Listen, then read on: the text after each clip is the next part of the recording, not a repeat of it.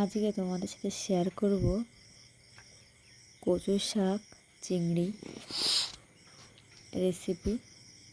প্রথমে কচুর ডাঁটাগুলোকে ভালো করে ধুয়ে সেটাকে এইরকম পিস করে কেটে নিতে হবে।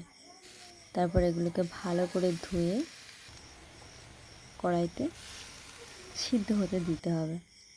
সিদ্ধ হয়ে গেলে দেখবে নিচের দিকে জল জমে গেছে। এই জলগুলো আমি ফেলে দেব। ফেলে দেওয়ার পর কচুগুলোকে ভালো করে আঠা আঠা করে এটাকে জ্বালিয়ে নেব। তারপর এটাতে সামান্য পরিমাণে লবণ, হলুদ দিয়ে আরও ভালো করে এটাকে আঠা আঠা করে কষিয়ে নেব।